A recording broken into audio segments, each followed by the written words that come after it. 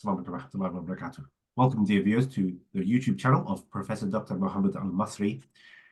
We are recording this specific session in regards to recent videos with Piers Morgan.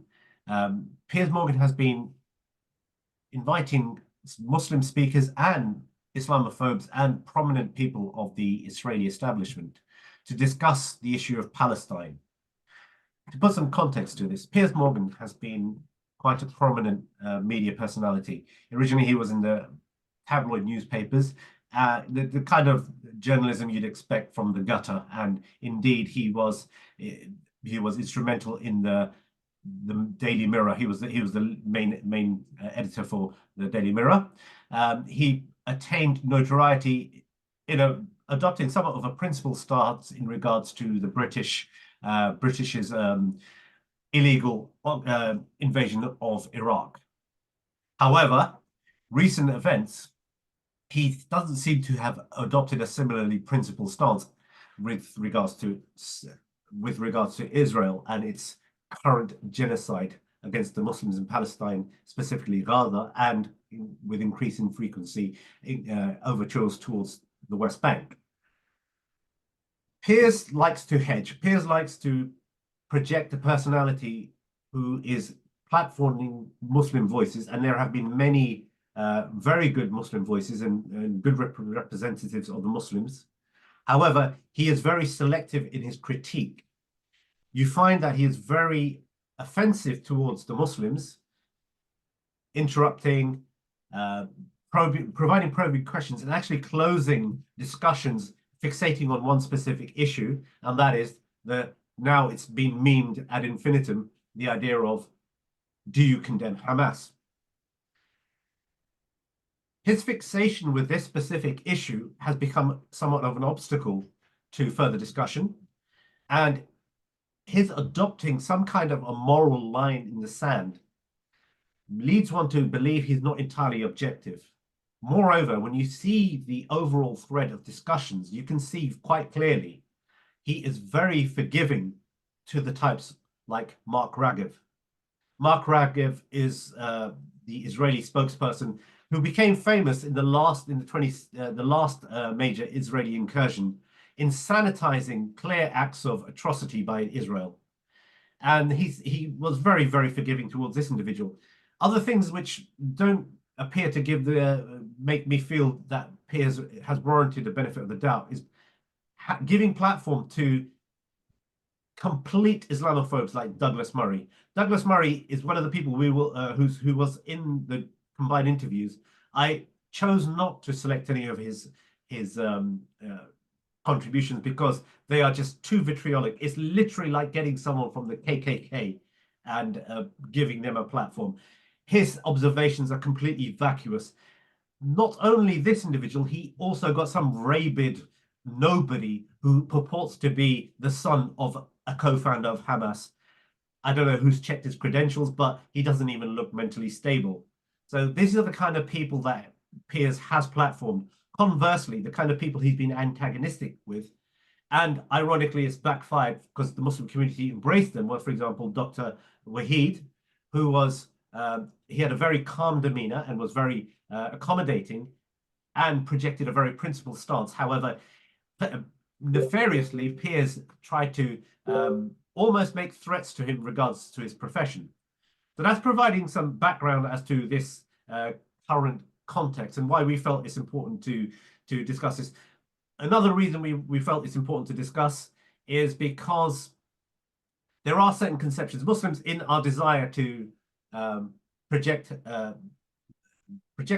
correct point of view and to debunk some of the misconceptions, we tend to not provide adequate context, or we're not given the opportunity to provide adequate context on certain detailed Islamic matters. It's for that reason we felt compelled to discuss this issue in a more detailed format. Our resident scholar is Professor Dr. Muhammad Al-Masri. Professor Dr. Muhammad Al-Masri has been an activist for many, many decades. He has actually quite a large following in the Middle East. He actually came to notoriety after having formed what is called the CDLR, which is the Committee for the Defense of Legitimate Rights, and was one of the main vocal critics of the Saudi regime, and was effectively chased out of Saudi, imprisoned, and then he had to escape and became one of the main dissidents and probably one of the most well-known in Saudi at the time. Since his time in the UK, he's been affiliated with, worked with many, many movements, and has continued to pass the message to the Muslim world. He has also never shied away from controversy himself. George Galloway and the professor are well acquainted with each other. George Galloway represented the professor in attempts. George Galloway worked on a media campaign with the professor to prevent his extradition to St. Lucia at the behest of the Saudi government. The Saudi government is very, very well familiar with the professor. And the professor's own background is he hails from a very scholarly family. His father was the chief judge of Saudi. His grandfather on his maternal side was the Imam of Mecca. He has been brought up around scholars. The CDLR was populated with numerous intellectuals and had direct engagement with much of the scholarship of Saudi. And the professor has written extensively on very pivotal matters, things on the subject of Tawheed, Tawheed being the oneness, the unity of Allah and its associated matters. And he has written an entire treatise on this, as well as multiple issues around governance. And he's quite an authority on the subject of Wahhabism, the mistakes associated with Wahhabism, and how it's been weaponized to justify regimes. So there is, from a point of view being qualified to discuss this subject, I think the professor is more than adequate. And I think you'll find, hopefully, by the end of this session, you'll get an appreciation of the depth of material that we can provide in this and in this juncture and in future junctions. So the professor, the format of today will be, I will play certain clips and invite the professor to discuss his thoughts. I've selected 5 key interviews. The reason for that, for these particular interviews, they were quite prominent, and it's effectively, we'll go through a kind of a line of inquiry that Piers has employed, and then I'll invite the professor to interject as he sees fit. So, Professor, the first clip I would like to play for you is from the Bassim Yousef interview. So Bassim he's a stand-up comedian now, and a prominent personality. He was a doctor by profession, and came to fame during the ouster of President the tyrant Mubarak. So he did an excellent interview, and he adopted a very dry sense of humor to effectively win over and nullify Piers Morgan. So the parts that I thought to play were really around the central theme of Piers Morgan is that the scale of the attack of Hamas for him warrants some kind of retribution, and Israel has certainly extracted more than a pound of flesh for this. So the first clip I will play now. Feel free to interject whenever you feel. And please advise if it's not loud enough. I feel that the scale of what Hamas did on October the 7th supersedes anything else I've seen in this conflict, really ever. The savagery, the butchery, the slaughter of 1,300 people, the shooting of babies, the kidnapping of grandmas, and so on. So if we can agree on that, which I think is inarguable, then the question then becomes again about proportion. I don't disagree that there's been a lot of bad stuff on both sides going back. But if we agree that this was on a different level altogether, quite deliberately by Hamas, designed to provoke. Let me ask you a question. And the question was, you raised it earlier about proportion. I honestly don't know what the proportion of response is. I honestly don't. I don't. I've been watching the airstrikes. What's your question? Well, I would ask you, if you were Israel, what would you? If you were Israel and that had happened to you, what would you think would be the appropriate way for the country to respond? I would do exactly like Israel did, kill as many people as possible, since the world is letting me do it. I mean, I can do it because I can. you know. But the thing is, you know what? I agree with you, and you know what? I'm gonna be even ahead of you because I see the question coming. Do you condemn Hamas for that? So yes, I condemn Hamas. I condemn Hamas. I condemn it. Hamas is the source of all evil. They're the reason for everything. And you know what? Let's for a minute imagine a world without Hamas. Right. What will this world look like? Let's give this world a name, and let's name this world the West Bank. Hamas has absolutely no control of the West Bank, and this is the beginning of this faith. Only through August, 37 Palestinian kids were killed. No music festival, no paragliding, no Hamas. Since the occupation of the West Bank, 7,000 Palestinians were killed. No music festival, no paragliding, no Hamas. I can go on and on and on and on. No, but about Yousef, the because West in Bank. a way, I've Okay, so I just want to get your initial thoughts on Piers' narrative around this being the worst event that's happened in Israel. It's a huge catastrophe. There's a scale of the events. I mean, if we were to take their obviously flawed estimates, 1,200 now they conceded to. Few remarks about that. First of all, it's clearly that he is at liberty or is liberally fabricating and lying or accepting the Israeli fabrication and lies. The issue of babies and all of this, and butchering and rape has been refuted absolutely, and nobody in the world accepts that. And also, after the release of some of the prisoners of war, some of who have been called civilian, we'll discuss what civilian and who is non-civilian. After that release, they praised Hamas highly. They rejected any claim of rape. They were extremely impressed with the treatment of women, etc. And also international analysts like Scott, what's his name, the ex-weapon inspector. Scott, and also Colonel McGregor in one. Recently, I put the recent year summary analysis, which half of it, 3/4 of it is devoted to Ukraine, and maybe a quarter is devoted to the issue in Palestine. They said that this is clearly a lie and this has been refuted. Nevertheless, still Netanyahu in his address about Christmas to the world, the Christian world, he still talks about butchering babies and raping women. So these guys are, maybe he believes that because maybe he's following the global principles of propaganda, lie until everyone believes you, and continue lying until you believe yourself. So that's number one. So there's fallacies and claims which has been taken on board by Mr. Morgan. Possibly he's deceived, but I think he knows it is not true, and he's adopting that because he's a hostile enemy. The whole way he offers things and discusses things is make the assumption that we are talking about a legitimate entity called Israel, and this is also the gentleman prisoner, what's his name, Bassim Sharif. What's the name of the Egyptian person? Bassim Yousef, and maybe other interviewer. They make that as an assumption, and nobody is disputing that.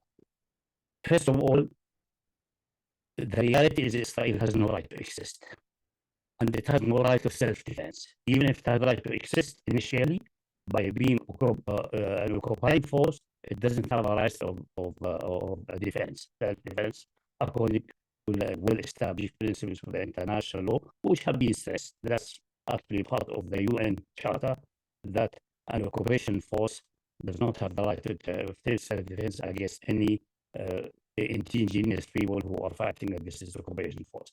But actually, the entity itself has no right to exist. Also, is never discussed, and the guests have never told him, listen, Palestine, there was barely any Jews in Palestine except the ones from since ancient time, and few have been given refuge by the Khilafah Ottoman by Istanbul, late in the 19th century, 1885 or something like that, who had problems in Russia or elsewhere, and the Khilafah gave them refuge there, a few thousand, 10, 15, 20,000, and maybe 10,000 from ancient times, usually Samaritan Jews. And when the British took the mandate, according to the definition and the injunction and the principles of the League of Nations, which was established after the First World War to establish peace and manage the things after the first devastating First War. Actually, calling it First World War is a mistake. It's the Great European War. The world has nothing to do with that. But, okay, let's call it whatever the common name, First World War. And the theory of the mandate to Palestine, and the definition of mandate is that a certain world power or certain power who is having the certain capability to manage a country is supposed to care for a country and manage it until the people there are mature enough to manage their own affairs. So the country is given to Britain in trust. In reality, that the British betrayed that trust. They opened the floodgate for immigration, which they have no right to do that because this is not their country. They are supposed to manage it in such a way in the interest of the indigenous population, and the indigenous population was not accepting that, refusing it. As a matter of fact, a commission sent by the American president, America at the time was still neutral in this matter, was still slowly going back into isolation, but is touching base what's going on in the world. They went there, and the report is still available, but it's in some drawer, hidden in some drawer. They came back after several months, maybe a couple of years of studies, saying that giving because the issue of giving the Jews home in Palestine was under discussion in the League of Nations internationally. They said any attempt to do something like that would cause a catastrophe for the indigenous population, and the catastrophe for the area, and the catastrophe for the peace, and will create problems which cannot be solved for decades or centuries. The report is there. So Britain has betrayed the trust of the international community, did not fulfill its mandate, committed this international criminal act of allowing people to immigrate in a country which they're supposed to manage it to the best of the interests of their own people, and the people there were rejecting that. They were actually rebellions. There was the revolution in 1935, and it almost toppled the British occupation, were it not for the intercession of King Abdulaziz, the traitor king of Saudi Arabia, whom the British approached, please come help us through the situation. So he came and mediated and assured the Palestinians that the British will not allow any further Jews. They will take care of the interests of the Palestinians, and they will possibly even will deport the Jews who have been admitted already. That was obviously a false promise, and this showed that King Abdulaziz is a traitor, and the Saudi regime has been betrayed since that time and continuously until now. It's not new with this current stand. So that's the situation. So this entity has been created as the second or emerged or in the surface. Obviously, the creation or the giving birth was done by the British. It's a process which started from the early 20s of the last century until the end of the Second World War, 1945. And then the British claimed that they have to leave the country. Possibly they plotted together with some of the terrorist organizations of the Jews. These are genuine terrorist organizations because they are non-state combatant fighting against the British occupation forces and against local population, terrorizing the local population, and also doing certain acts against the British occupation forces, possibly with the agreement of Whitehall, to give a good excuse for the British to say we cannot manage the situation anymore, we have to withdraw. They withdrew, and these Zionist gangs, Haganah, Ergon, etc., announced the establishment of the State of Israel. In the process of fighting around the establishment of the State of Israel, British warships were participating in hammering Palestinian villages.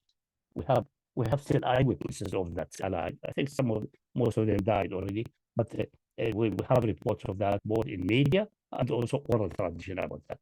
So this entity is not legitimate, neither according to international law, not any moral valid principle in history.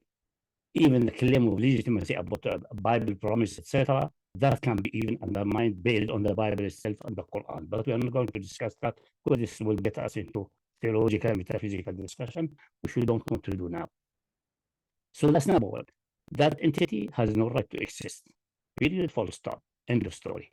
Secondly, even if we assume, as a matter of argument, it has maybe some right of existence because it was acknowledged by the American, by the United Nations, but first entity to acknowledge them as a state. Officially, is actually the Soviet Union. The American did acknowledge them initially as a matter of as a reality, and then legally several months later as a member of the United Nations. Well, anyway, doesn't matter who. And even Iran, Shah Iran, Rida Pahlawi's Iran, acknowledged them even ahead of the United States of America. And the British later, they play the game very well. Even if you assume that gave them some kind of formal legitimacy, they are still in occupation in areas which they should not be occupied, and the population and the occupation have the right of resistance and fight according to the Charter of the United Nations. So that's number one. Most people invited by this Mr. Morgan fail to address this point and make it clear. And also fail to tell Mr. Go, listen, these stories about butchering and so on have been exposed. Maybe Mr. Bassim Yousef has been invited immediately after that, few days before the fallacy and lies of these claims have been exposed. But nevertheless, he could have said, if it is done, it's an atrocity, but it's not done. What's the evidence for it? Where is the evidence? Now we know for a fact that 1,300 killed allegedly were killed by the Israelis, and this is how it is expressed clearly and without any hesitation by Israeli media organization and news outlets. So this is all refuted. It's actually quite convenient you bring this up now, because the next clip I was going to play was on this subject, because there is a certain tactic he adopts, which is he doesn't give the person adequate time to respond either. And the most challenging questions, I mean, what is bizarre is this. I mean, imagine we're trying to have a dialogue. If I was to fixate on a certain point of view and not allow you to speak, that is not the mode of someone who's actually open to proper discourse. No, he pretend, obviously, a lot of the Western media pretend to be objective and well balanced, but the reality shows that they are biased, they are hostile to Islam and Muslims and Arabs specifically, and Palestinian more specific. They believe that they are a superior race and they have the right to exterminate and kill the others. Even when they talk about attacking civilians on the media, on civilian, other people's civilians are irrelevant. For example, the issues of not attacking civilians and so on, that obviously excluding civilians from the atrocities of war has been obviously that was not a principle before the end of the Second World War, because the British were spearheading the firebombing of Dresden and the bombing of Germany.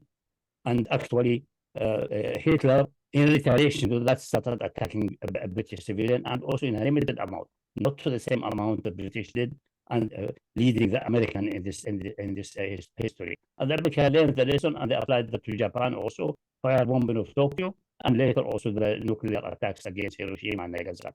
It's interesting that you bring up Churchill, because Churchill is effectively the holy cow. Because even in this series, absolutely, and he's more vicious and more criminal, and more filthy. He is more filthy dog than Hitler. There's another thing. But let me just complete that. So because of that, what has happened, and the shock for everyone, and in Nuremberg trial, it was enshrined in the various Geneva Convention that civilians should be spared, should not be targeted, should not be attacked. Despite of that, during the decolonization process in Kenya, the British Empire did establish concentration camps in which about 200,000, at least, Kenyan have perished in the most atrocious way you imagine. The British developed a kind of plier in which the testicles of men are crushed. So it's castration, but not with the purpose of castration, making them castrated or working as slaves, with the purpose that brutal castration will lead to bleeding and death. So they're killing the people in the most atrocious and nasty way, because they are black African. They are inferior race. Churchill himself said, I don't agree that a superior race taking a country over and enforcing itself and exterminating the lower race is immoral. So he believes it's a right for them. And he said in the parliament in the early 20s already, when they used the poison gas against the Kurds, the Kurdish were in rebellion and the Iraqi were in rebellion, said, I wonder that members of this respectable house, meaning the House of Commons, objecting to using poison gas against savages. So the way these people think and act, I think Mr. Morgan is in the same school of thought.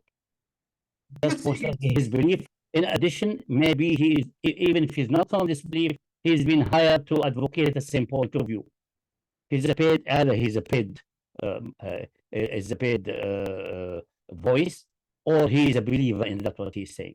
So it's no wonder that he behaves like that. So if someone thinks that these people are having any objectivity or really deal clean, I have myself experienced that in this century, or in this century, in the 21st century, around 2005, I was approached by one Muslim activist here on the Islamic Observation Center. Mr. Aziz say the BBC is doing a comprehensive program about the fight in Afghanistan, about post-September 11 issues, etc. And they want to make an objective, solid program. I told him I don't trust these people. Say no, they give assurances, even in writing, that they will be doing it thoroughly. They will be interviewing us. They will give us a platform to express our point of view completely and objectively. So, okay, so I accepted. We have various interviews. The interview on the other side, I don't remember his name. I have still his letter with me. I noticed that when I clearly discussed that, for example, September 11 is a legitimate retaliation for what the Americans did in Iraq and in Palestine, and killing allowing 500,000 babies and children to die due to sanction in Iraq, and all right said clearly, the clip is available everywhere in the world, say clearly, yeah, it's worth to defeat Saddam. He was in a shock. Clearly, his heart is obviously with the imperialist and with the bloodshedder and with the genocidal British and American empires. But he continued. Then the event of 7/7 happened, 2005. You remember 7/7 here in London, and then his deputy, because this was the director of the program, this Englishman, an Irish young man. He phoned me, gave me a phone, said, "Professor, I'm sorry to tell you, I have resigned from this program, from this project, because the project was financed considerably. There were various sessions of shooting pictures and so on. It seems to be this man, the leader of the project, and the BBC have decided to cut few things out of that, cut most of it, and pick up things which bring you and the people we have interviewed in the worst possible light, which in violation of our initial agreement. I have resigned. Don't blame me. I discussed with you that we will be objective as well, and I'm committed to my word. I have resigned. But this man is not committed. And really, in the panorama after 7/7, that's what they presented, a completely biased and vicious picture. They violated their promise. So these people, even the BBC, we have detected that they are. Since then, I have refused to appear in any British order. Neither BBC nor Sky. Sky never contacted me, except interestingly, recently, last week or 10 days ago, I received a call from Sky, say, would like to have an interview. I say, thank you very much, I'm not interested, bye, and I hang up on them. Because these people are not objective. I actually, maybe, I don't know if I should criticize Bassim, Yousef, and the others who accepted the invitation by Morgan. They should not have accepted it. But if they accept, they should know how to deal with such an imperialist, actually, especially these people having a Nazi, racist, genocidal mentality.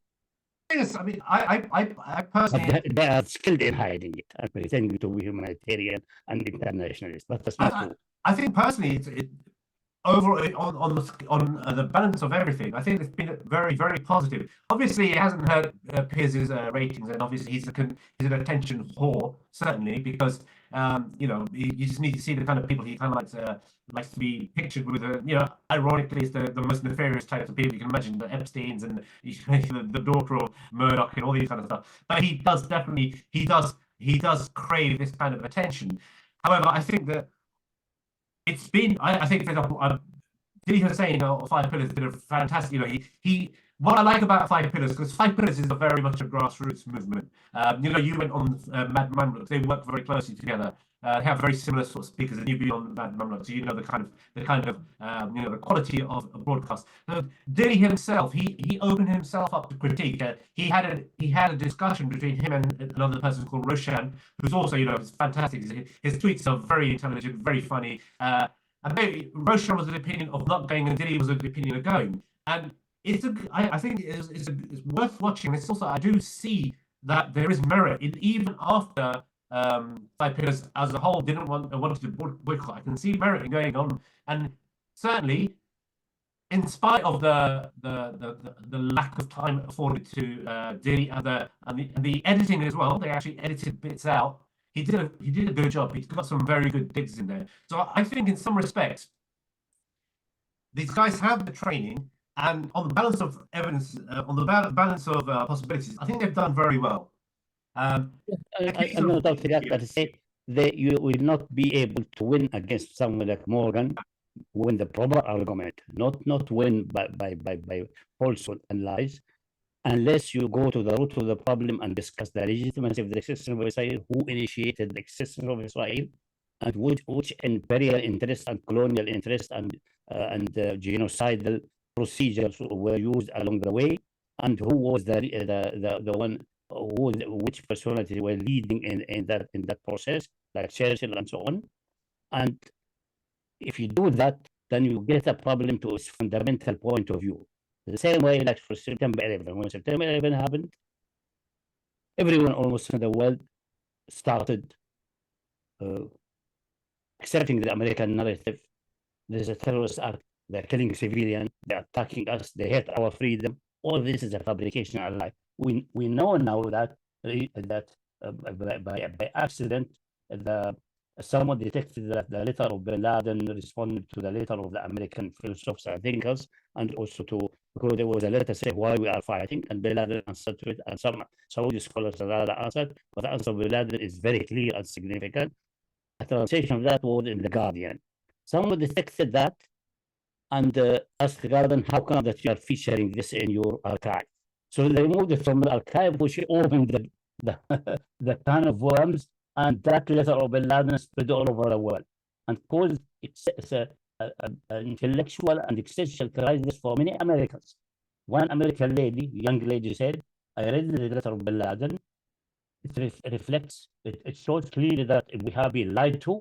It shows clearly that what he was doing, and shows clearly that we are the guilty party.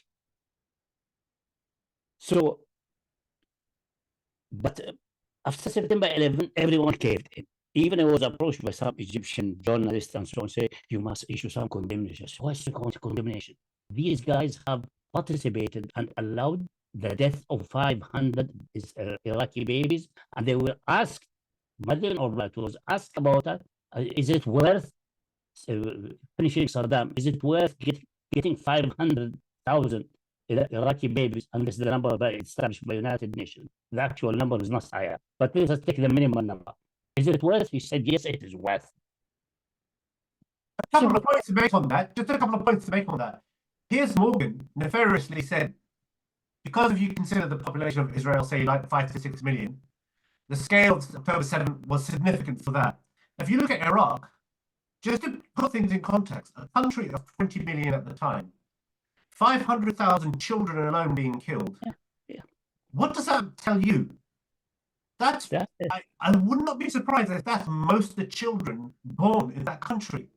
And imagine the kind of defect through. So really, there's two things. So one is obviously the referring things in race. So just also, there was another interview. I didn't take any excerpts from that because it just kind of like became a bit of just a free for all, and that was between Muhammad Hijab and this father of a sex worker, sex pest, whatever. She does marital aids or something. Maybe she can't.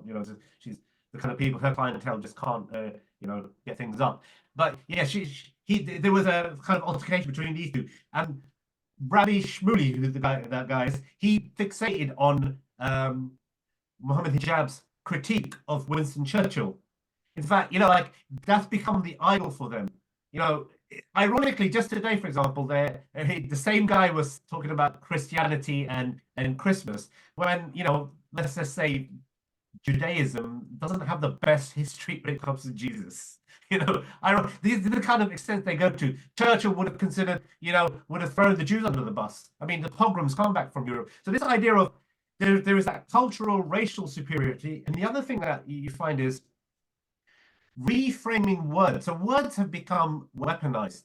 So when the last incursion happened in 2016, you notice how certain words were excluded from the narrative, and how, you know, at the behest of people like Mark Regev, the entire BBC was on lockdown about talking about people dying, you know, were killed without explicitly, you know, were killed by whom, or just removing this. It's almost like it becomes a passive form of verb. They just spontaneously died. They do all these kind of machinations. And another thing that they use is the idea of state terror. Somehow, in Piers's mind and all these kind of people, when a person has a suit and has a specific mandate, and even that, you know, you've already proved that they don't actually have a mandate because it's resistance, because they do it. But when a brown person who isn't a formal state actor, despite them being elected, does it, it doesn't count. You know, you've done, the history starts at that point because you're the only one who made a mistake. Forget everything pre that, forget Nakba, forget 650 villages being wiped out and documented by Ilan Pape. Forget all of that. You are now guilty, and therefore it's a complete free-for-all. You must be destroyed. You must be decimated. Forget the Geneva Convention. Forget any kind of precedent. That's it. So there's these two things. One is the race, and one is the use of terminology. State terror. State terror being a state being some kind of benign entity, and people buying into this and not really fixating on the fact that why does a state, even for example Zionism is different from a race or a religion. But the minute you critique Zionism, somehow it's suddenly become anti-Semitic. All these terminologies, they use this, just like, as you mentioned, like Goebbels. The terminology of terrorism, like in time past, in the 19th century and before, is piracy and pirates. And most freedom fighters at sea were declared to be pirates. And you have tons of literature and stories and John Silver, etc. The one-legged John Silver, the pirate. And some of it is romantic, etc.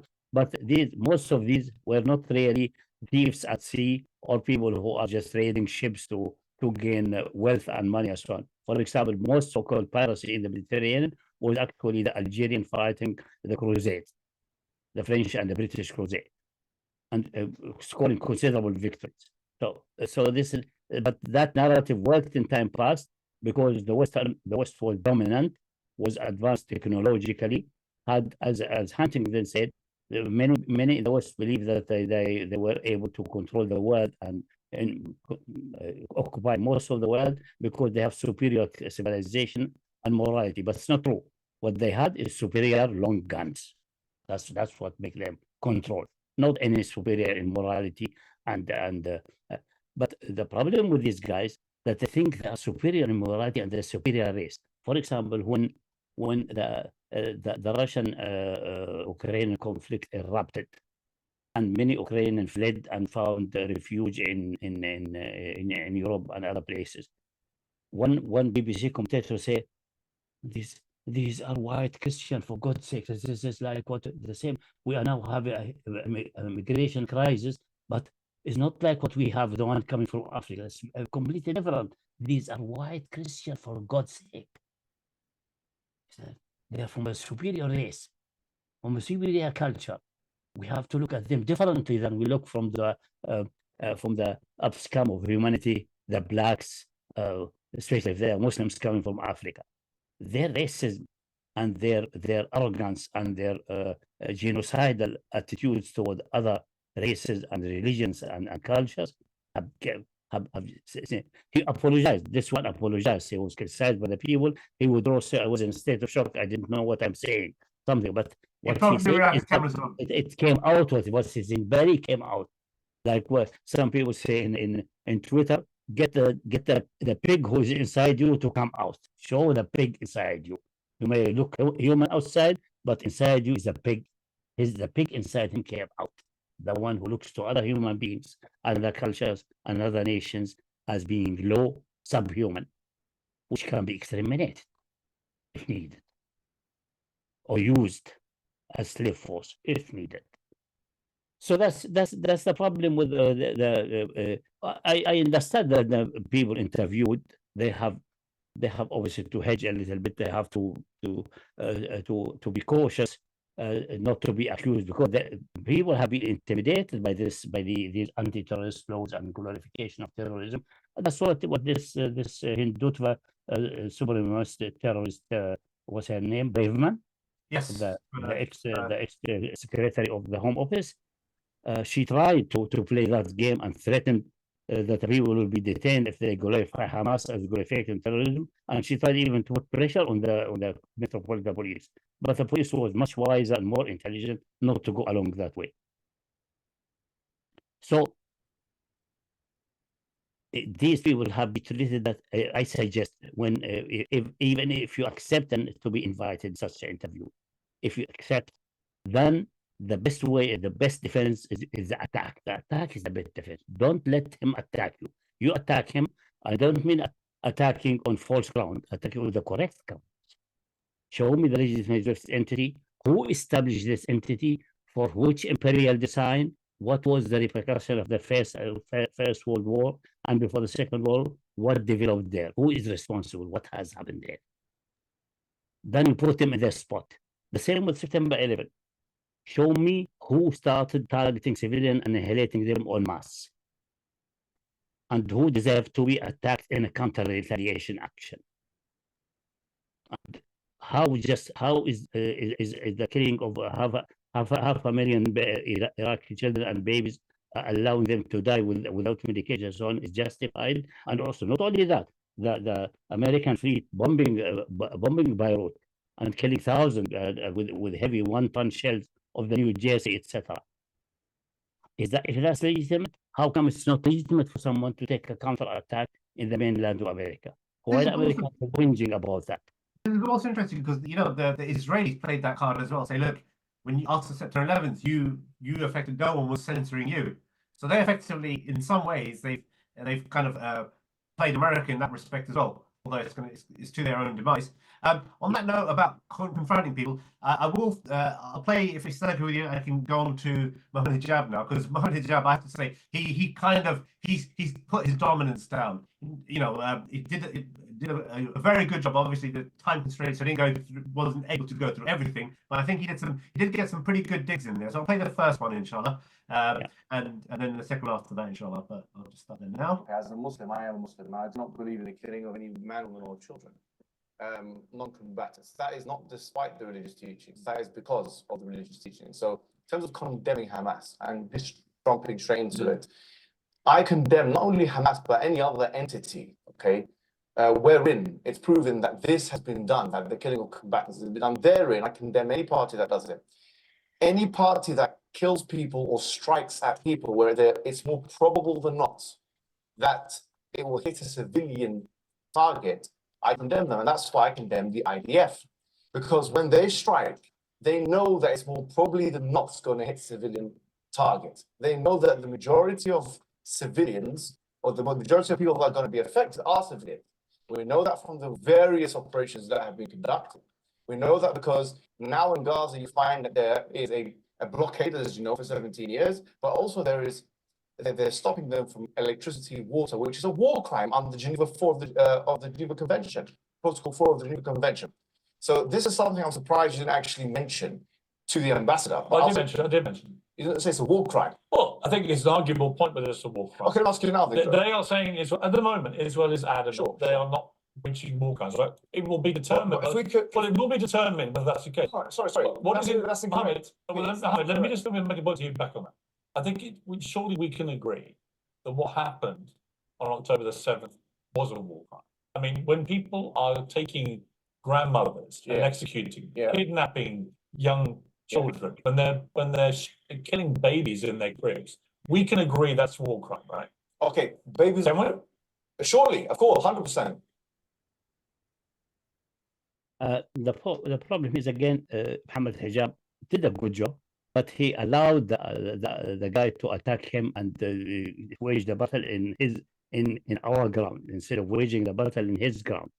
Concerning that, what happened in 7, he should have said that's what Israel's claim is not only not proven, it's almost certainly a lie, because we know Hamas, we know the Palestinian, and we know through history of Muslims engaged in fighting that they never committed a rape. Even Daesh, even the so-called Islamic State, does not commit rape, and does not kill babies. That's what they may kill civilian, what they call civilian, because of their certain interpretation that these are adult fighters, and they don't kill women. That's even the Islamic State. Daesh does not do that. So that's the most extreme negative phenomena in Islamic history, like Daesh, like some factions of Khawarij and so on. That's what the maximum we have in Islamic history. We never had any systematic rape, any systematic killing of babies and children, none of that. None of that.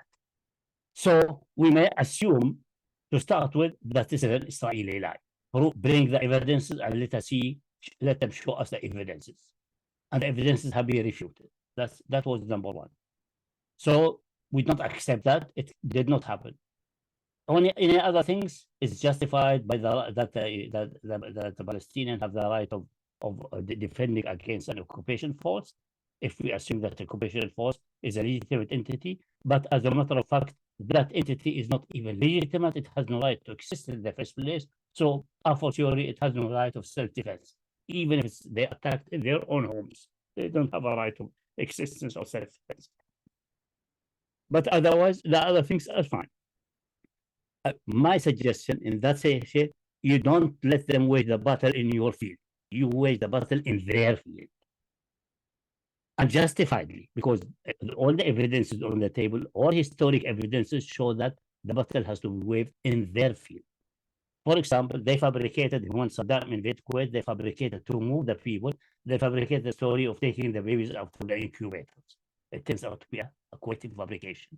And the alleged Palestinian nurse who witnessed for that turns out to be the daughter of the Kuwaiti ambassador. We know that. So all history shows this is not conceivable, even from a brutal dictator like Saddam. Even. Ironically, this whole incubator, the Israelis, when they had this temporary ceasefire, they let children die in the hospital. And that's definitely proven. That's definitely proven. I mean, I think this again, you see the spectre of race, which is somehow the brown people are not to be trusted. Absolutely. Absolutely. It's just this that cultural imperialism is still there. So yeah, I think being belligerent is probably one of the best tactics. Was they look, I'm not going to go further from this discussion until you start from an equal playing field. So, for example, in terms of the history not starting at October the 7th, in terms of if it's going to be condemnation, it has to be starting from the first act. Because if I slapped another person without taking into context they slapped me first, then obviously it changes the entire arena. Exactly. For example, let me just add to this. The best approach with such people like Morgan and the like, the best approach would have been to say, I'm sorry, we are not going because you are not objective. You are inviting us just to appear and present yourself to the public that you are objective. In reality, you are not. But if you decide it's maybe on the balance of all evidences and the media situation, it's good to appear, then you should be ready to, when he starts with, do you condemn Hamas or something like that? Tell me what has happened there and give me the evidences. First. Secondly, show me that this entity called Israel is a legitimate entity which has a right to exist. Thirdly, and so on. Start from there.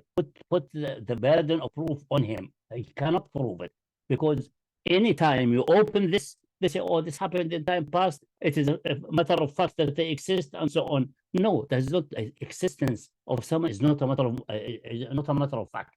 Especially states and entities like that, which have been created by implanting a whole population from elsewhere to another country and committing genocide and annihilation against the local population who are genuinely there for hundreds and thousands of years. If they want a theological discussion about the promised land and so on, that's another issue. But there's another question. That, according to the scripture, shows clearly that have been punished and spread all over the earth as a punishment for the killing the prophets. And especially the Christians are the last one to say. For them, the Jews are the one in charge, at least the commanding authority, are in collusion with the Romans, attempted to crucify or crucified Jesus, depending upon which point of view adopt. Is he crucified or not crucified? But in any case, they are the one who try to do that. One question, according to the Christian point of view. One question, on you putting the clocks back too far, sometimes what they would say is because a representative government has now been appointed who have accepted the status quo, who are you to turn the clocks back? Now we need to start at a reset. That government affairs is not a representative government. It represents Arab leaders who appointed Fatah as representatives. The fact, the reality is that that government does not represent even the West Bank. Was there any election or vote probably before they came? Because they negotiated in behalf of the Palestinian people who they were in exile in Tunisia before they came to the West Bank. Were the people in the West Bank asked? Were the people in the diaspora, the Palestinian asked? And was there a proper vote counted properly under international supervision? No. They took an organization with questionable reputation at that time, quite questionable, because after the victory of the Palestinians together with the Lebanese in Beirut and the defeat of the Israelis, they defeated the Israelis similar to the defeat, not that level of defeat like what they defeated with Gaza, but the precursor of that. And then Yasser Arafat caved in and accepted to be to let the Israelis get away with their defeat and turn it into a victory and be transplanted to Tunisia, far away. So he separated from his own people and he let his own people in Lebanon down. After that, the atrocity against the Palestinians was done in Sabra and Shatila, and they were slaughtered by Phalangist and Christian faction. It's irrelevant who did that. Even the Syrian frustrated that, by the way. So he doesn't represent anyone. He maybe represent himself and a bunch of gangsters going with him to Tunisia, which are called Fatah. Since that time, it's just a gang. That gang is the one who created because they were declared by some Arab countries and leaders that they are representative of the Palestinian people. Who gave Abdel Nasser or King Faisal or anybody else the right to appoint Fatah as a representative of the Palestinian people? They are not. The president of Tunisia must be elected by the Palestinian people in a vote, and that vote can be well organized. It can be organized by the West Bank under international supervision. It can be organized by the Palestinians in the diaspora, in America, in Europe, and also in Jordan. And the West and America specifically, they have sufficient muscles at that time, at least, and still now, that they can enforce such a vote. They didn't. Just appointing someone, some organization that they are the legitimate representative of the whole Palestinian people without a vote, without any real verification of our authority and sanctioned by election or by reliable, verifiable system of voting. It's just arbitrary. So my claim is that Yasser Arafat was never, and his organization was never the representative of the Palestinian people. Even after the establishment in the 60s, there were other factions, Palestinian factions, who are not with Yasser Arafat, and they followed different policies, like the Popular Front, etc. They were leftists and so on, but does not mean that they don't represent a certain part of the Palestinian people. They should be subject to the vote. And so who gets the vote? Maybe they get the vote and they have an assembly. That assembly may make a decision in behalf. But just an ad hoc organization claiming to the sole and legitimate representative of the Palestinian people because some Arab leaders decided that they would be, that's not acceptable. Yeah, tyrants selecting tyrants for other people. Yeah. It's just effectively even if those Arab leaders were not tyrants, were democratically elected, the Egyptian one will represent Egypt. If he would have been democratic, he's not. He's a coup d'etat leader. If Faisal would have been elected by the Saudi people, he is not, because he is the son of Abdulaziz, is a British implant in Arabia. So, but even if he cannot vote and talk about the Palestinian people unless he say Palestine belongs to me, it's part of my country, I represent them. Then it's something else. Then come to the negotiation table, not send to us Yasser Arafat. It doesn't work. There's no free lunch. You have to pay the price for any claim you claim and any position you take that will represent someone. Yeah, so Abdel Nasser could have said Palestine actually has been historically most of the time belonging to Egypt. Okay, so I represent a Palestinian because they are part of. I will negotiate about that. That may be fine. That may make sense, but not appointing some gang there who God knows if they have really popular support or don't have popular support, how much popular support they have. The reality has shown through history that they don't have sufficient popular support. And even if where they have some popular support in Lebanon in the conflict of 1982, they failed to stand by their own people and accepted to go far away and leaving their own people to be slaughtered by the Syrian and the Phalangists. Under Israel's watch, Phalangists camps. under Ariel Sharon's watch. Yeah. That's later, but that was it. That's in 1982. Ariel Sharon was was the commander, was a military yes. commander. Yeah. He was not a politician at the time. Yeah.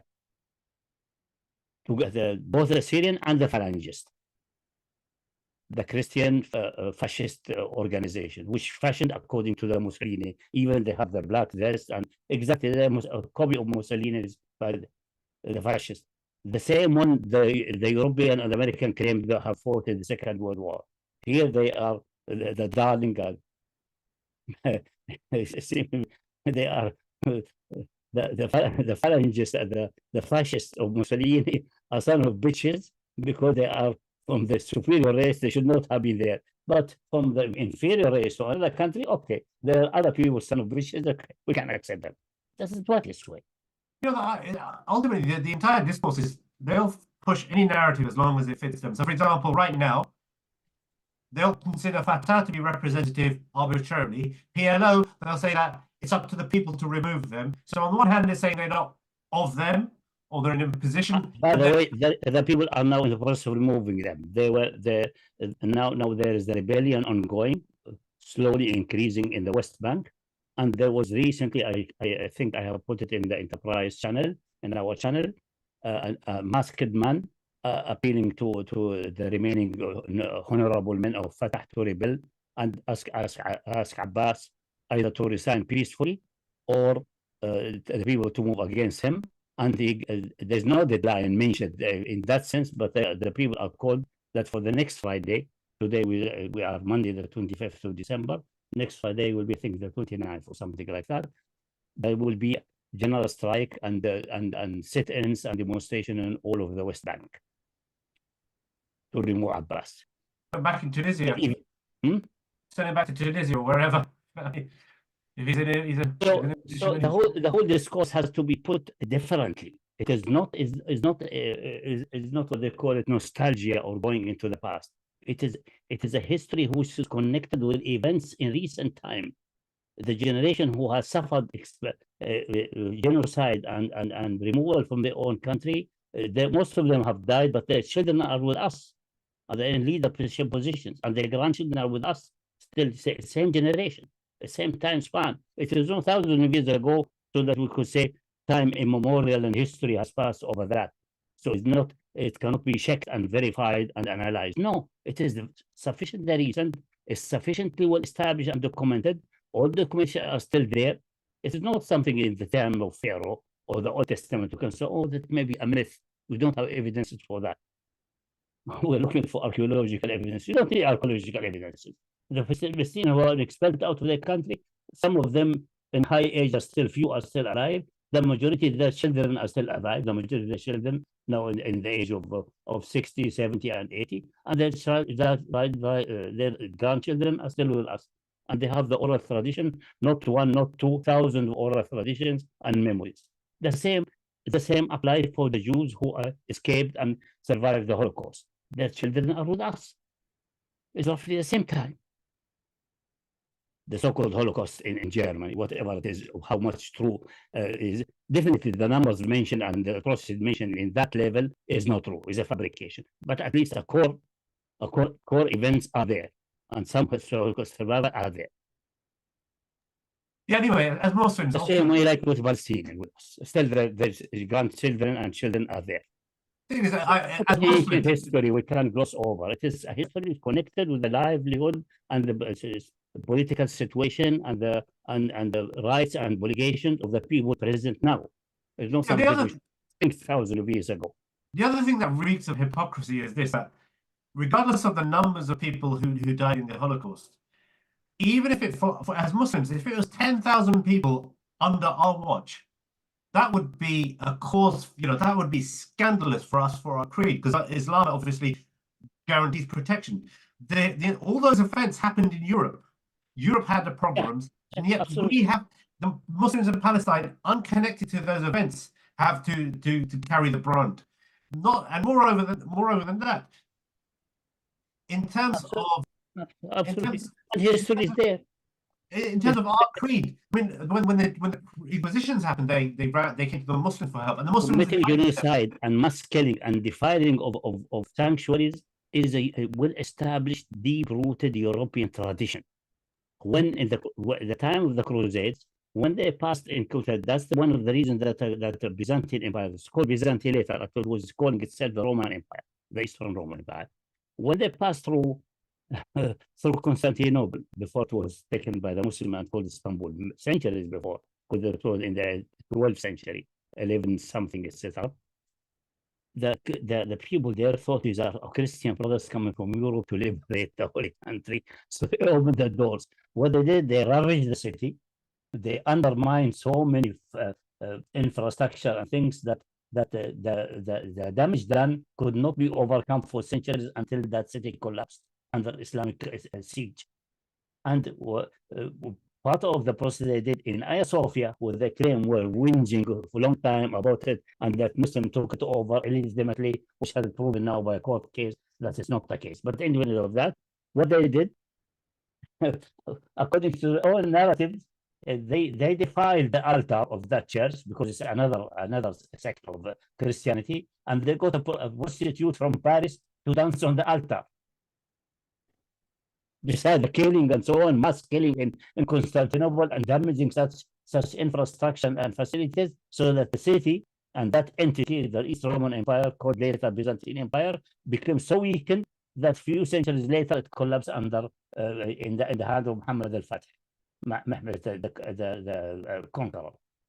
Then in Palestine, they committed such atrocities that they themselves say, praising themselves, that our horses were wading in blood up to their knees. Obviously, this is a metaphorical exaggeration.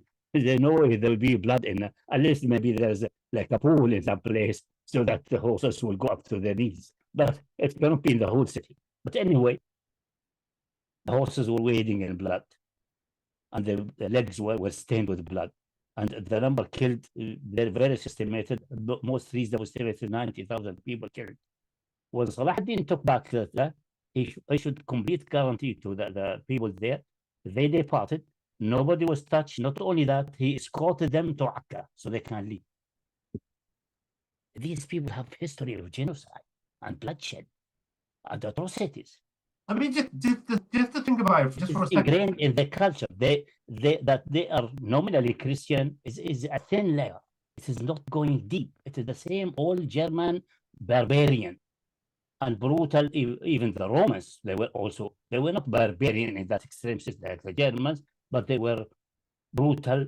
The way that they execute people by crucifixion in the thousands, like for example in the Spartacus rebellion, they crucified 7,000 slaves in one day. These brutalities is unique to this European continent. It seems to be. I'm just making a joke. That's not. Even look at recent. It seems to be they have Neanderthal genes somehow. Look at recently, Srebrenica, 7,000 wiped out in one day. Yeah. Srebrenica. With the collusion of the British Army there. So these people should be ashamed of themselves.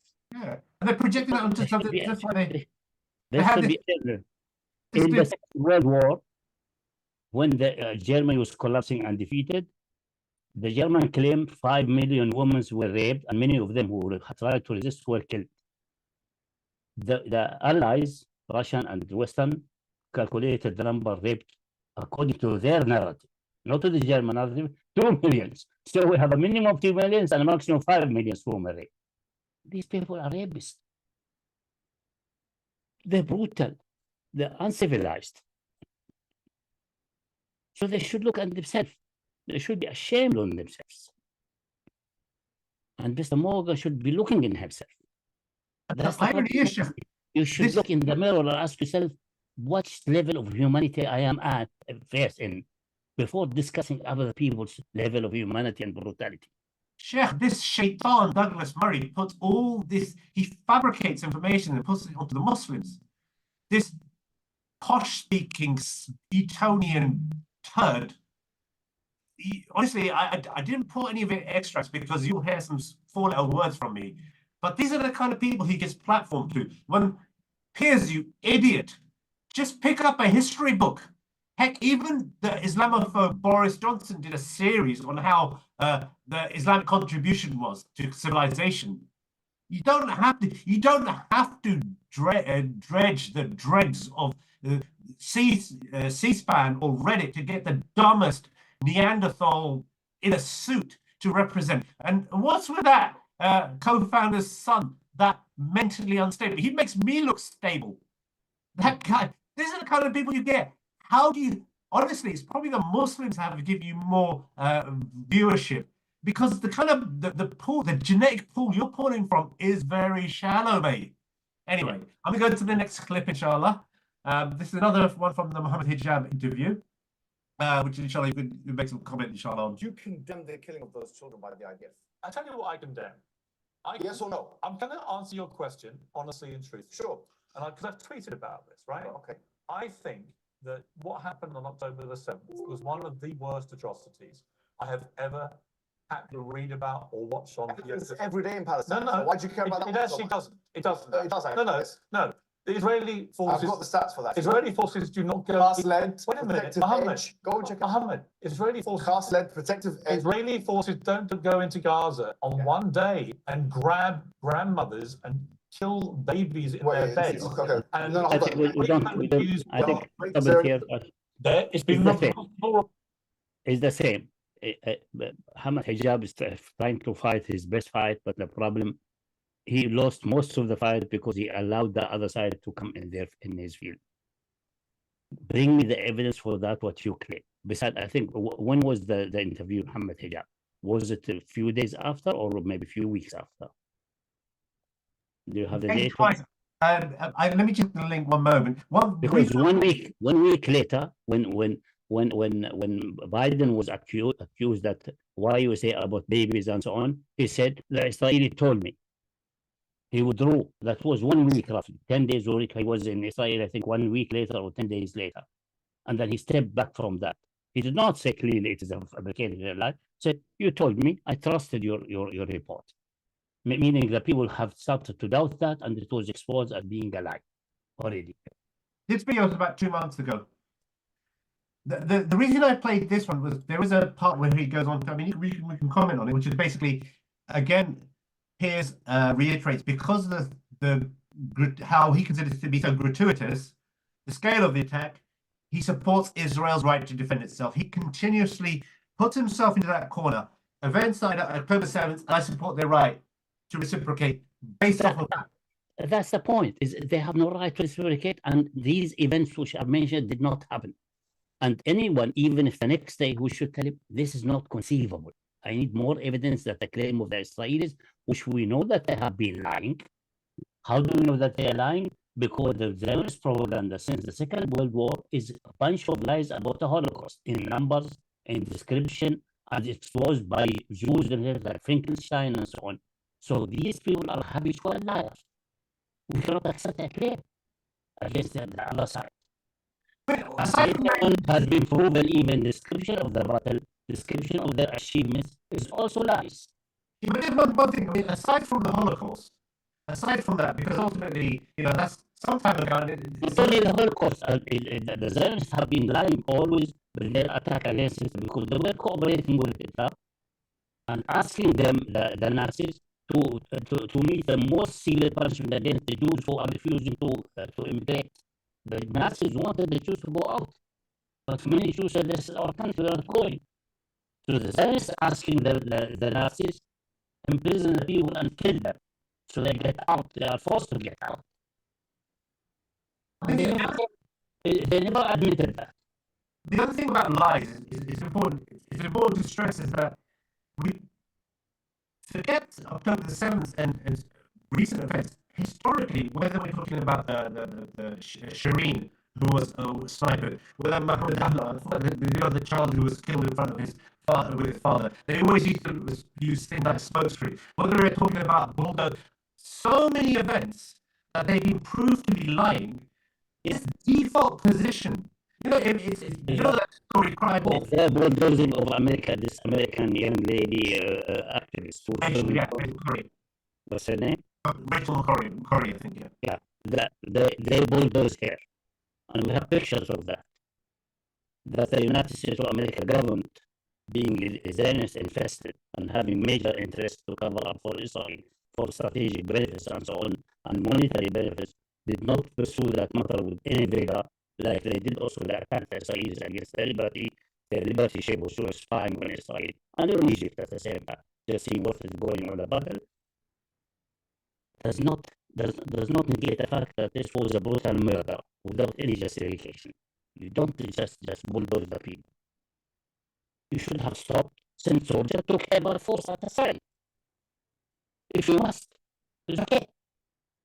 But bulldozing, as if she is just a rabid dog or bitch, no. You don't even bulldoze a rabid dog. You try to chase him away. Even very recently, they bulldozed the pregnant Palestinian women with white flags were bulldozed. Yeah, that's it. But it doesn't count because Geneva reports it, or a brown person reports it. And the recent mockery of getting people in underwear with guns and so on, they are mocked by, in the recent video I just posted in Enterprise. Maybe you should put a link of the video also under our video when it goes viral. and so it's clearly that the state, not only that, from the way that same person comes sometimes with a gun in the right hand and the runner, they are not even skilled in doing that. Secondly, some guys there, they were part of the United Nations staff there. They couldn't be Hamas.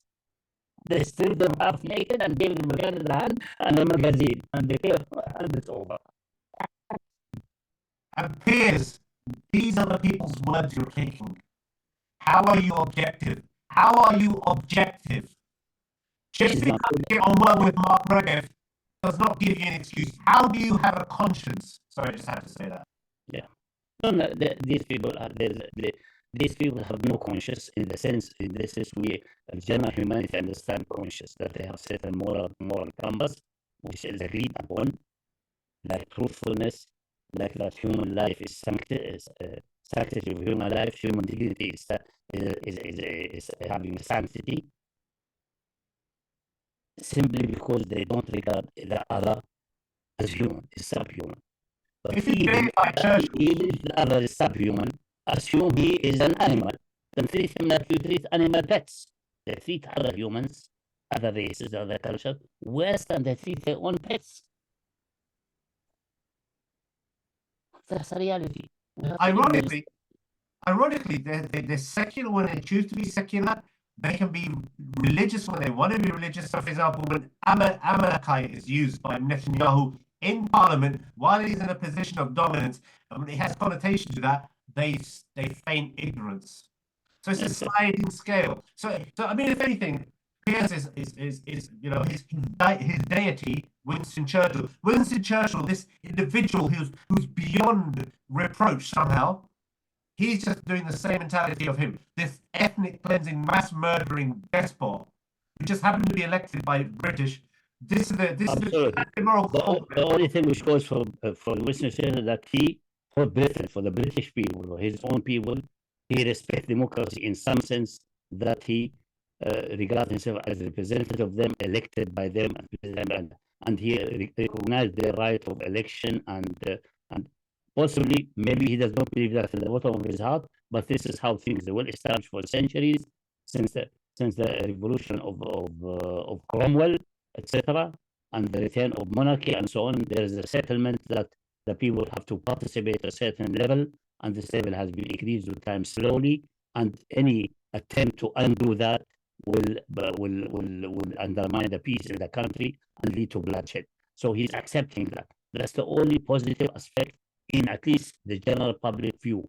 In any other aspect, he is much worse than Hitler. Hitler is having better morality and better respect for human life than Churchill. The only thing is that Churchill claimed to be a democratic and in some synchronization with the British people, which he very skilled in deceiving, because the British people for the Second World War were very pacifistic. They were demonstrations for peace. There were people who were objecting to the war and so on. The British people, the British public is relatively much better and vastly much better than the leadership and oligarchy. There's no comparison. There's no comparison. You can see that now. That's the only thing he's a Democrat. That's the only thing which may be regarded as positive for him, with a question mark. How democratic is he really democratic, and how deeply convinced is he about democracy in his own domain? But leave that alone. Anything outside, everyone else is savages and subhuman. And he's willing to be the utmost brutal. Even the cousins, the Germans are cousins. They're Christian and they're white. And the English, mostly as Anglo-Saxon, these are German tribes. Even those were not safe from the massive firebombing of Dresden, the bombing of people mention the firebombing of Dresden because it is the most criminal and vicious act. And they was chosen.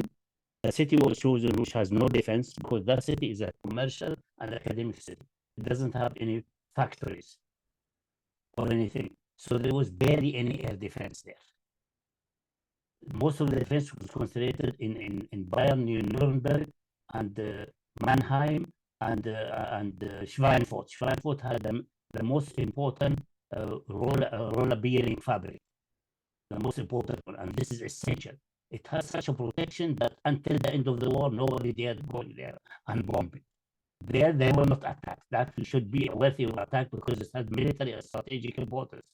That city is, what is the city? It's a commercial city and academic city. And also, before the time of bombing, the German army was collapsing in the east, and the people of German origin were running away from Poland and from the far east towards the mainland Germany, and there were hundreds of thousands, possibly millions of refugees living in Dresden and around. So the city was full of refugees, inside the city and outside. They were outside also because the city could not accommodate all of them. Many of them were living in the cellar, underground, and so on, because that's the place where they usually store coal and potatoes and so on. But they used it as housing. So it was an ideal target to kill as many people as possible. And then with 1,000 planes, chosen a day which they knew there was no rain and the wind was strong. And then the bombing was mostly done not with explosives, with incendiary bombs. So that when a massive fire starts, with the wind, the whole city will be engulfed in a firestorm, killing hundreds of thousands, possibly millions of people. Nobody knows the number. The minimum estimate is 250,000, but most likely it's more than 1 million. Because all cells were full. I studied in Germany in the 60s. One whose father was in the outskirts of Dresden and came after the fire was extinguished by itself. Nobody can extinguish. Died by itself, and checked the city to see what's going on. He said in some cellars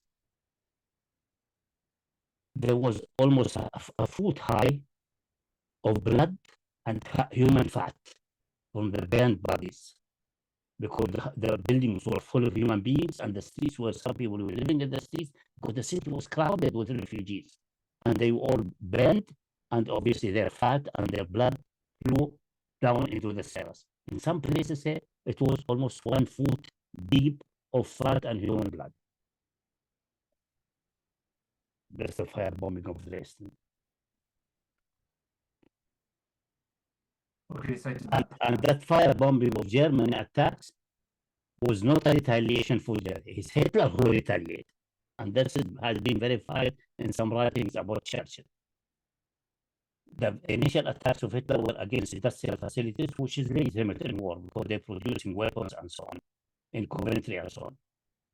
Then the British started attacking the cities and civilians, annihilating them. And then later, the Germans retaliated by attacking London and so on. They didn't initiate. It's Churchill, the British leadership, not the British people. They started this annihilation. So they're all cousins, all Christian cousins. Same tribe, also Greek tribe, Germanic tribes. These people are brutal. Mr. Morgan must be confronted with that in the next occasion someone meet him. But the first point is say, show me that this entity is legitimate. So firstly, and if it's legitimate, show me that they have the right of self-defense, because they're an occupation force, as acknowledged by the United Nations and as enshrined in the United Nations various human rights and conventions. I think maybe we should I know you have other clips, but I think they will be in the same spirit. Should maybe just forgo them. I think we answered. Let's Yeah. see. So there are some other points that is probably worth mentioning. So I'm just going to skim through them. So, but it seems to be the same. It is the same. Going to the same. He's going in the same circle, repeating this. The philosophy of repeating the same thing until it becomes repeating the force so frequently until everyone believes it, and then you yourself believe it ultimately. Exactly like the global said. The best way of propaganda is lie until everyone believes you, and then continue lying until you believe yourself. So a couple of things that I think still need to be discussed. So, for example, I don't need to play necessarily. So, in the sense of what's the current, let me play this one now because it's a pretty short one. So it's around what to do now. So basically, we're in this situation. Do you believe in a two-state? No, I believe in. Look, even Hamas was proposing a two-state. But do you believe in it? Look, there's advantages and disadvantages. This is different. I don't know. I mean, it's a difficult one. I mean, Could you imagine two states next to each other living in peace? Palestine, Israel. Look, it's a possibility. I mean, as I say, even Hamas was saying that that's a possibility. I mean, this was 4 years ago. But what I want to bring to your attention is that nothing can happen if the international body or the UN becomes a toothless agency. In 2018 to 19, when actually 221 people were killed on a peaceful protest in Gaza, it was called the Great March of Gaza. 220 people was what people died. Hamas didn't shoot a bullet. No rocket was launched. Yeah. So 203 people died, and this is even mentioned by the UN and these kind of agencies. They tried to bring up the Palestinian Authority they tried to bring this up to what we call the ICJ, which is part of the UN. Okay, what happened is the Donald Trump administration they threatened to freeze the assets of the ICJ, which the following. Again, the same mistake that letting the enemy fight his battle in your field instead of you fighting in his field, which you have legitimate reason to, and you have all the ground to. Two-state solution, one-state solution, that's all based on that this is a legitimate entity and has the right of self-defense, or has the right of self-defense. The reality is that it is not a legitimate entity, should be removed. Now, there may be situation is so, they have nuclear capabilities, they have Western major power like America supporting them, it is unfeasible. You may accept a two-state solution out of necessity, maybe, but the problem is that Israel does not want a two-state solution. It wants to annihilate and expatriate the Palestinian. And they say that clearly. There's a Palestinian state, it's Jordan. We expelled those to Jordan, and they're still having that. And they offered recently, after the 7th of October, they offered to expel the Palestinian to Egypt. And it seemed to be the Strait or Sisi, seemed to be an agreement, provided that he will house them somehow in Sinai, provided that all the debts on Egypt, which actually all the money is gone in his pockets and his generals, are cancelled, and obviously he's willing to that, but obviously this will only can be achieved only if Israel succeed. But clearly Israel is failing militarily; they will not succeed. So the discussion of this two-state solution or three-state solution or one-state solution is futile, because one entity there is insisting on genocide and annihilation of the other. So there cannot be any settlement except war or annihilation. That's the reality, which has to be shown through history until now. The issue of Palestinian state was established in Oslo and in Madrid and so on. That's how many years back is that? Over 30 years now. Yeah. It was never established and never developed. Yes, there is a so-called Palestinian Authority in the West Bank, which is a shadow of itself, let alone that is led by agents and traitors, leave that aside. Even if they're led by the most sincere people, their function is just to oppress the people there and cooperate with the Israeli security in the Israeli securities. But it's not a purpose of a Palestinian state. Palestinians are supposed to be attending to the people affairs, to their livelihood, to their businesses, to their economy, etc. At least a minimum except for any state in the world. It's not attending to that. It cannot attend to that with that situation. Besides, it is like a zebra cut through by settlement, by illegitimate settlement, and so on. It's like a checkerboard. A bit of Palestinian, a bit of Palestinian, a bit of this, a bit of this. You cannot go from one point to another without passing through Israeli control points. Pakistan or something, basically like in South Africa, I say. So essentially, what you're saying is it's effectively it's mute now because Israel won't accept it, and plus Exactly. The South African solution shows the way such apartheid regime can resolve the problem. The South African, after the defeat by the Cubans and the Angola, they recognized that the tide of history is going against them. Then they use their mind and they recognize it is either we will be slaughtered neck to neck or we make a settlement. So they decided to end the regime and they started to support truth and reconciliation, released Mandela, and made a peace settlement. It's one state. There is no way to solve a problem with such people who are implanted somewhere because the South Africans are implanted from outside, people from Holland and England. But this is so far back in history, and most of them are born there and grown several generations. So it's very difficult to envisage that you can kick them back to Holland and so on. But if they continued with the fight and the confrontation, they would have been slaughtered. So they decided the wisest solution is that we acknowledge the reality that the blacks, that we are the black, are the same people, the same level, and the same rights. And they started the process which we see. And South Africa transitioned reasonably because the people there, although they are racist, maybe in the bottom of their heart, they still hate that, but they see either this or that. So they decided to choose life. That's fine. Is such a solution feasible for the Zionists? It doesn't seem to be possible because the atrocity they committed over there. There's an atrocity just in Gaza recently. The 20,000 killed by this bombing showed, and the declaration of one of the ministers who had been suspended because that, or nominally suspended because he still attended the Council of Minister meetings by phone.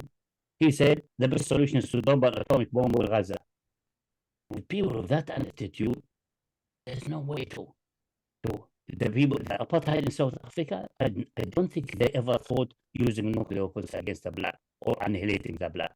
There was some regarding the black as second-class citizen, maybe, but the idea of annihilating them and erasing them, I don't think it came in their mind, despite of their apartheid and racism.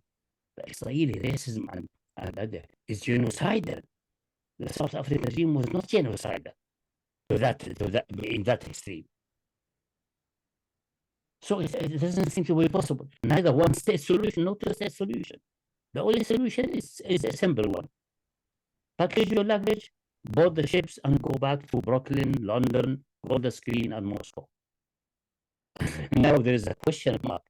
Are these people in Brooklyn and London and Moscow willing to accept you after what you have done? That there's a backlash in these countries against them. They got themselves in a life-threatening abyss. Or they are already falling in the abyss. People do not see it yet, but they are falling. They are on free fall down to the abyss. There's no survival. They do seem quite blinded. I mean, if you think about it, in terms of the battlefield losses, in terms of not having strategic advances, they seem to be delusional. And then recently, the foreign the ambassador saying that there's no longer a two-state solution. Mark Regev echoing the same sentiments. They still think that they can win this. Obviously, you see the devastation. That's a delusion. How you delude yourself, because you have always ingested some kind of a drug, cocaine, of self-aggrandization and arrogance, and regarding yourself as if either for that concerning the religious people, that we are the people elect, we are the special people of God, and the others are the enemies of God. That's what and the other ones, we are the Zionists. We are an outcrop of the Western civilization. We are superior in technology, science, etc. That deceives you to think that you will prevail. Your own self-aggrandization or hubris and arrogance will ultimately end making your undoing. Exactly like America. The Americans are not seeing that they have lost the capability of waging anywhere in a relevant war. They are now defeated in Ukraine after shedding 400,000 plus of Ukrainian blood, and Ukraine will collapse and gone. And they are not even able to confront the enemy. They know they cannot confront. Yes, they can kill and do bombing campaign, but they will make the situation even worse. Actually, hot off the press, one of the generals has been assassinated by Israel in Syria. You think that's going to exacerbate things from Iran? Which generals? I can't recall the name. There was just check the name. Bear with me. General's name General of the Revolutionary Guard, or it is a Syrian Brigadier general? General Said Reza Mousavi. That's from the Revolutionary Guard. Revolutionary Guard. That may move the Revolutionary Guard. It seems to be the Revolutionary Guard is not in synchronization with the leadership in Tehran at the moment, because the statement of Salami, General Hussein Salami, which is very significant. Let me repeat that again. He said in either in a university or the gathering of the leader of personalities of the Revolutionary Guard or whatever occasion in Tehran, he said that's recently, I think 3 weeks ago or something like that. That's very significant. He said the development of the battle in Gaza shows clearly that Israel destruction is feasible now. Is not that's okay. That's a proper evaluation of the situation. But what he said is now the next sentence is the most important. Said it is not. There is no need for 25 years to wait like Ayatollah Khamenei used to believe. Ayatollah Khamenei never said talk publicly about destruction of Israel, nor that it will take 25 years. Meaning that what he is discussing with the people and the meeting with the Revolutionary Guard, independent if he's believing that or just fooling them, whatever it is. Maybe he's fooling them just to keep them at bay. Oh, yeah, we'll get Israel, but it needs 25 years. We have to build this, do that. Maybe he's a hypocrite. Maybe he's not interested in removing Israel. Maybe all of that. Maybe he wants to remove Israel, but really sincerely believe it takes 25 years. That the fact Salami says that publicly, maybe he said it innocently because he's a military man. Military people are not that diplomatic. Maybe. Whatever it is, that shows there's a desynchronization now. The point of view are different. And I think the attack against that oil tanker, which is partly owned by Israel, carrying oil to India, by the way, it's not carrying to Israel. It left the Strait of Hormuz, and while it is only a few hundred miles away from India, it was attacked by a drone. Clearly, the attack must be from Iran. It is way far away from Yemen. And the Yemeni are focused on Bab al-Mandeb. And I think it has been verified that it's from Iran. Now this means that I'm not claiming this is maybe a rogue faction of the Revolutionary Guard is doing that without the permission of that, but they may have spoke to the leaders and told them, listen, it's clear that the Americans unable to do anything. They are finished, they are defeated, they are lost 10. And they persuaded them to do that. Let us do it and see what they do. The Americans did not commit evil on that.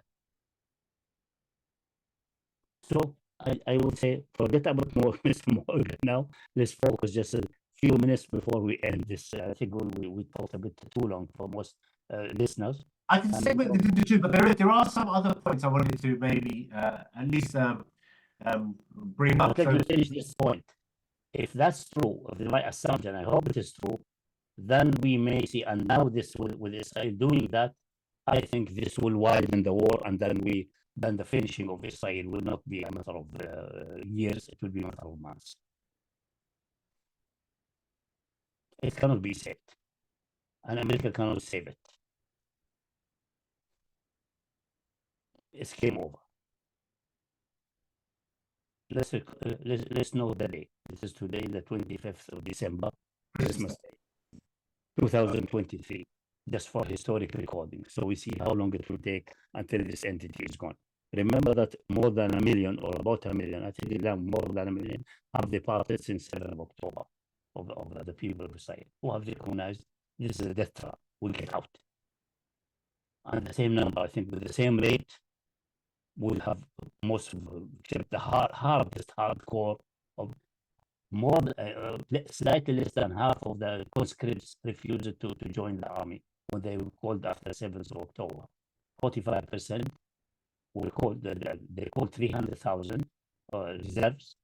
45% of them, that's meaning like some 170,000 someday, refuse to respond. They don't come. Most likely they are out of the country anyway. They're gone.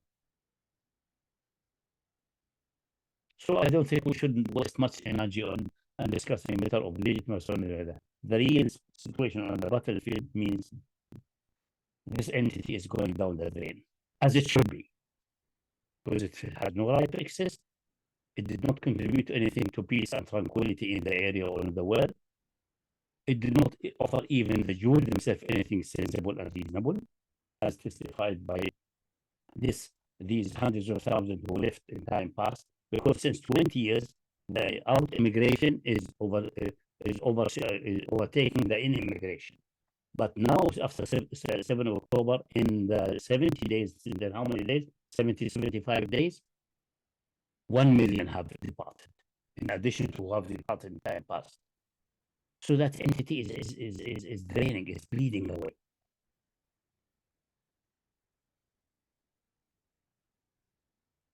And that's it. Mr. Morgan can say whatever he wants. He can believe in whatever he wants. The realities on the field, the realities in the battlefield, the economic realities, the ideological realities shows that the way is this way, not this way. Forward toward the demise of this entity. The entity is gone. It's going. It's in its deathbed. He has to recognize that, and he has to stop this nonsense. Piers, you might need to get new sponsors. You might need to get some new sponsors. The world's going to dry up. Most likely he wouldn't find, because the only one who could sponsor such type of programming will be the United States of America. They are now busy with themselves in the election. The coming day will be a vicious election campaign.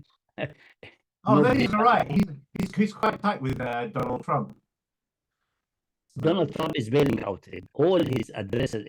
The only thing which he commented about these things at the beginning, and then he stopped commenting. Now all he's talking about is immigrants are poisoning American blood, and we have to make America great again. And if I take power, I will end the Ukrainian war in 24 hours. But he's still looking what is the popular the point of view of the public, what he is supposed to be adopting. Clearly, he is not going to adopt any Israeli or pro-Zionist point of view publicly, because he believes now that they are sufficiently weak in the American policy, and there's sufficient other forces who will support him and give him the necessary money to win the elections and the necessary votes. So he will not bother. This man is a prime opportunist Machiavellian psychopath. He's a psychopath. That's him. He's probably good buddy. He believes he worships only one deity, himself. That's it. So he will abandon the Zionists, because I don't think they have much effect now. They are dying out. Even the ministry, even in the State Department, the Foreign Office of the United States of America, high-ranking officials are resigning now in protest to Blinken. The only one Blinken is deluded. He talked about Ukraine in such a language which showed that a man is not living in this universe. Even McGregor or Scott Ritter said, I don't know which kind of cocaine, first-class cocaine this man is consuming. He's not here. Mr. Morgan will not find someone to be. Even sooner or later, even Murdoch will have to change that tune. P45 Piers. Jared Kushner, you too. Daddy-in-law, he's going to be putting the plug on you. All those settlements that you've been funding, keep the Yeah, receipts. he has his Mohammed bin Salman, his friend. God knows which kind of friendship is. Maybe it's a very special one from the under the belly. We don't want to discuss these private sexual things. Whatever he is, we don't like what's his name? The one who committed allegedly suicide in prison, Epstein. What's his name? Yeah. The guy Epstein. He has the picture of Mohammed bin Salman everywhere in his house. He's in love with that boy. Anyway, we don't want to address these things. We don't want to go into this dirty habit. But that's what he has, and he will have enough money to live nicely. He better confine himself with that. Get out of politics, Jared Kushner, and attend to your own business and livelihood. Your Zionist, your beloved Zionist entity is gone. It's going and it will be gone soon. Forget about it, it's gone. That's it. I think that's the way the discourse should be carried with this guy. The best thing for the moment, nobody should accept the invitation of this guy. Let him bark lonely in a corner and invite other Islamophobic or Zionist lover like him, which will be just soon it will turn from arrogant claim of victory into a lamentation. We'll have done several centuries of lamentation and whinging and so on, like they were whinging for centuries before. Maybe they will learn the lesson and they start repenting, like the Quran says. If you do well, it's for you. If you do bad, it's against you. You're not going to harm God. And they're not going to get the covenant back and reinstated by this mischief. Because the covenant has been broken. That's I'm now talking metaphysical and theological. The covenant with God has been broken. You broke the covenant. And the Quran says clearly, because you're breaking the covenant, killing the prophets, and this and this and this,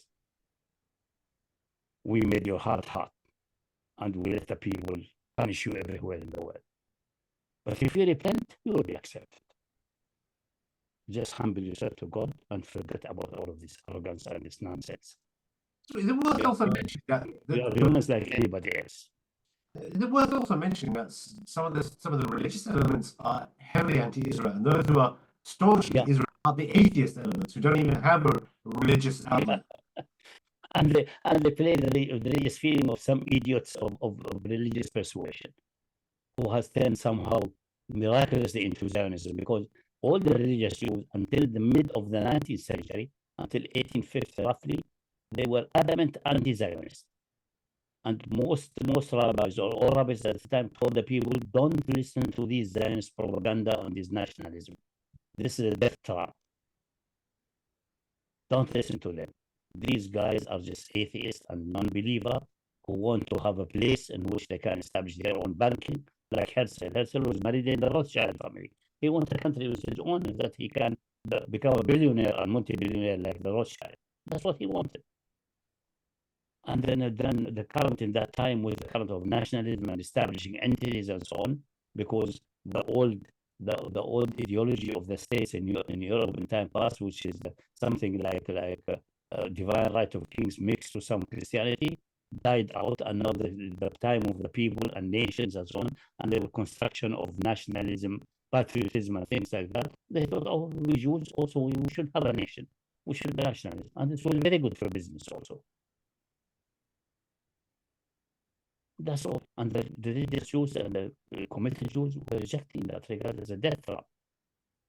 These guys cooperated with the main imperial power of the time, Britain, and over certain services in the First World War, and got a promise to establish that. And the British Empire regarded establishing an entity in Palestine as a bridge for the West would be the best course of action. But that's their plan. But God's plan is different. He moved the German against them, and Hitler came. Yes, Hitler was defeated, but after breaking the back of the British Empire and the world leadership went to America, the Americans went along that way, thinking this base can be beneficial for them. But they are recognizing now that this is not beneficial. This is damaging for them, and they will just abandon. Americans are Machiavellian. They are pragmatic. They will abandon it. They will abandon it. It's already the abandonment process is ongoing. You will see. Soon it will be very evident.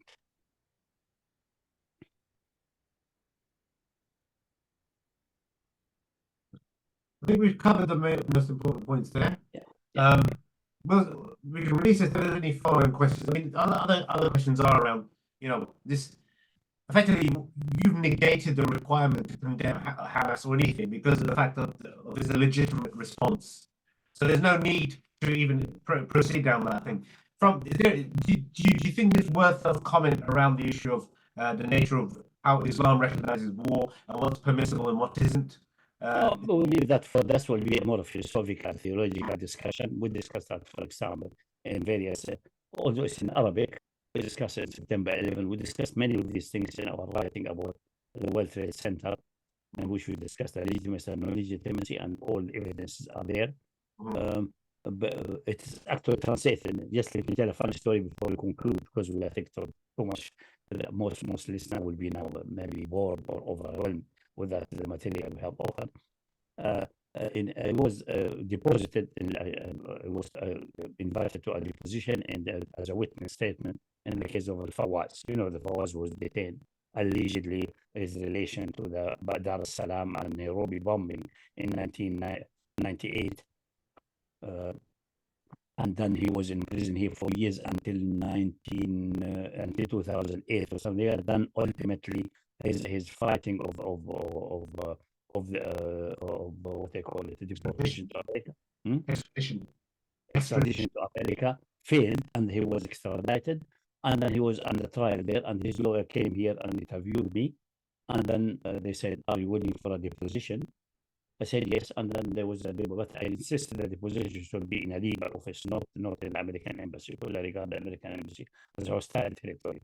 So I went there, and it turns out really a condemnation of the American politics and so on. And then they discussed September 11 and so on, and Bin Laden and his terrorist activities. No, he's legitimate. He declared war on you well ahead of time.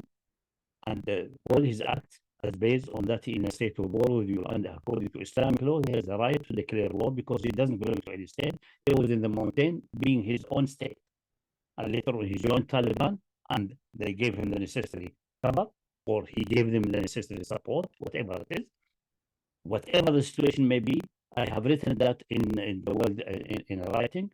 I think you should be translating it. And then you see, and then we can discuss the legal aspect of that, because these are all of them lawyers. And I told them, in any case, Osama bin Laden is having the moral high ground, while your President Clinton ordered the bombing of the medical facilities in Khartoum and so on, without a declaration, while he was in the arms of Monica Lewinsky. he must occupy the lower moral ground. And they say, okay, we know these arguments. We have actually translation of this work. They translated that. They studied it. They told me, what do you think about it? Give me a copy of it. I say, no, I'm not going to give you our translation. So that you have a free translation, I'm not going to give it to you. So they translated that. Unfortunately, we never have the funds or the time for someone to translate that. Maybe it's time to find that translation, which is an American art, or get our own translation. But we discuss these things in detail. Most our listeners who are interested in the deeper theological and legal aspects, they master Arabic enough. And this work called the World Trade Center, WTC.pdf, is available for download. And we can maybe put even the link for it, the media file link for it, for those who are interested. It's in Arabic, yes, but I think the majority, like Muhammad Hijab, they're fluent enough in Arabic. And the common public is sufficient, I think, what we mentioned that as a general. But if someone thinks that it is worthy of really hiring a first-class translator, by all means, gladly. Okay, inshallah.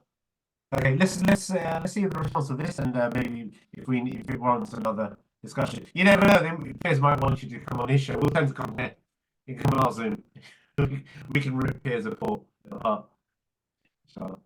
Okay, that's it. I'll end it there, inshallah. And I think it's enough for today. I think the main thing, I think the main point to stress is that don't let those guys carry the battle in your domain. You carry the battle in their domain, not because it's not only because of the principle that the best defense is the attack, but also because we are having the legitimate and the stronger argument in legal, moral, and historical and philosophical terms, and even metaphysical and theological terms based on their scripture, even ignoring our own scripture. We have all of that. وصلى الله وسلم على نبينا محمد وعلى آله الطيبين الطاهرين وصحابته المخلصين المجاهدين الصالحين وسلم تسليما